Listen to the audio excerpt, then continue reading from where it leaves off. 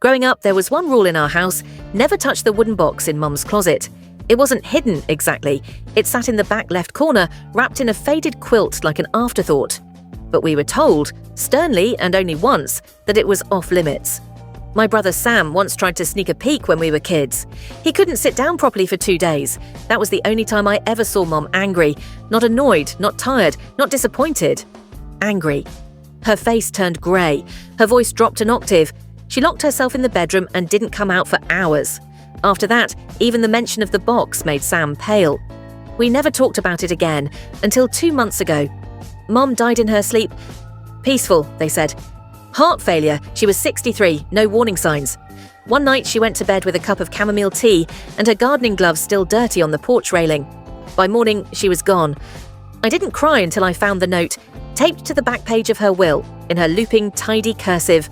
Open the box, alone. And don't show anyone what's inside, not even your brother. That was it. No explanation. Just those 3 lines and a small brass key in an envelope. I waited almost 2 months. I told myself it was grief, or denial, or just logistics. I had to clean the house, deal with the estate, help Sam relocate to Florida with his new family, but truthfully, I was scared of that box. And when I finally opened it, I realized I should have listened to that fear. It was a cloudy Saturday. I brought the box down to the dining room, same table where Mom used to help me with math homework, same spot where Sam once glued all her silverware to the placemats as a prank. The box felt heavier than I remembered, like it was holding more than just its contents. The key fit perfectly. Inside was a second box, smaller, red velvet, almost like a jewelry case. Under it, a manila folder and a sealed glass vial. I picked up the folder. It was full of old documents, faded photos, and a passport, with my mother's face and a completely different name. Marianne Eltro, born 1952, a British citizen, multiple stamps from Eastern Europe and the Middle East, dating back to the 70s and 80s. One photo showed her in a military uniform I didn't recognize, standing beside 2 men who were blacked out with thick marker. Another showed her holding a baby, not me or Sam. A third photo had me in it, at 6 or 7 years old, but I had no memory of it ever being taken. I opened the velvet box last. Inside was a ring, gold, thin, with a strange swirling stone at its center that shimmered like oil in sunlight. The second I touched it, I swear the room got colder. That's when I noticed the handwritten notes in the folder. Pages and pages.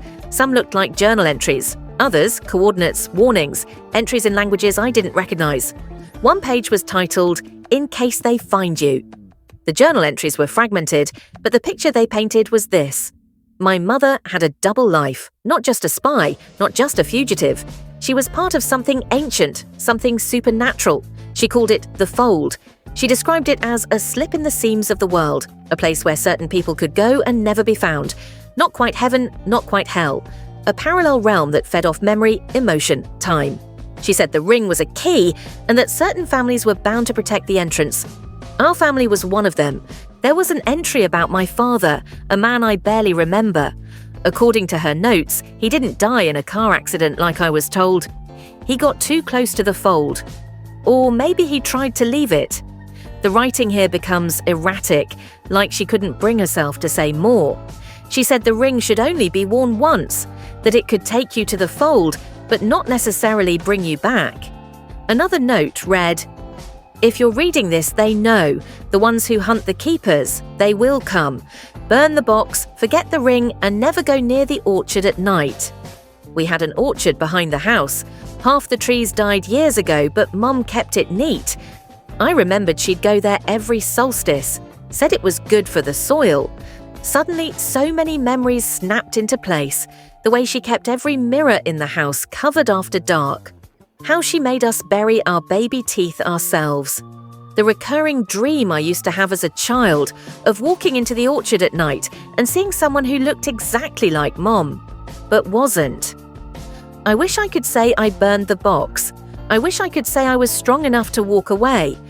But I wore the ring, just for a second. And that second lasted a year, somewhere else. I can't explain it well. Time doesn't work right over there. It's like falling into a memory made of bone and shadow and music that sounds like your mother humming lullabies from 3 rooms away. I saw her there, not my mom, not exactly, a version of her. Maybe a memory she left behind to guide me. She told me things I shouldn't remember and showed me things I was never meant to see. When I came back, my phone said it had been 15 minutes, but I was older, just a little. A scar on my hand I never had before. A white strand of hair at my temple. And the orchard. It's blooming again. Even the dead trees. I've hidden the box again, locked it in a storage unit 3 towns away. Sam doesn't know. He keeps asking why I've been so distant, why I keep the curtains drawn, why I wince at mirrors. I can't tell him. I won't. Because I've started dreaming again, not of the orchard, of the fold. And last night, in the dream, someone else was wearing the ring. Not me, not Mom. Someone I don't recognize. But I think they recognized me, and they smiled. So now I have to decide, do I destroy the ring and seal whatever door she left open? Or do I go back and find out what she really meant when she said, "Don't show anyone, not even your brother"? Because what if he's not my brother at all? What if he never was? I haven't seen Sam in a month. He keeps texting, little things. "Hey, just checking in. Did you get the insurance papers? Any chance I left my scarf at Mum's?" But there's something off. He never used to text this often, and he never signs off with heart S. Mum used to say Sam never signed anything, not even birthday cards. Last week, he sent a voice memo. That was new. I didn't open it right away. Something about it gave me the creeps. When I finally listened, I wish I hadn't. It was just breathing and whispering, barely audible. "You're not supposed to be here." Here's the thing. I haven't told Sam anything about the box. Not the fold, not the ring, nothing. I've barely seen him since the funeral. So how did he know? Unless it wasn't him. Unless he's been in the fold too. Or worse, something from the fold came back as him. I started digging through the documents again. The ones from the box.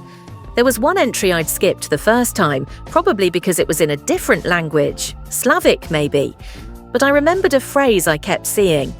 Dopelnik. I looked it up. Closest translation. The one who returns in your place. Not a doppelganger. Something older, something worse. They don't just copy you, they replace you. Soul first, body later. One of Mum's notes said, "The fold wants anchors, hosts. It sends them back in your skin. They wear your memories like clothes. But the eyes always lie." And now I can't stop thinking about Sam's eyes. At the funeral, he hugged me. I remember thinking they looked wrong, not red from crying, not tired, just flat, like marbles, like something that knows what eyes are supposed to do but hasn't figured out how to use them right.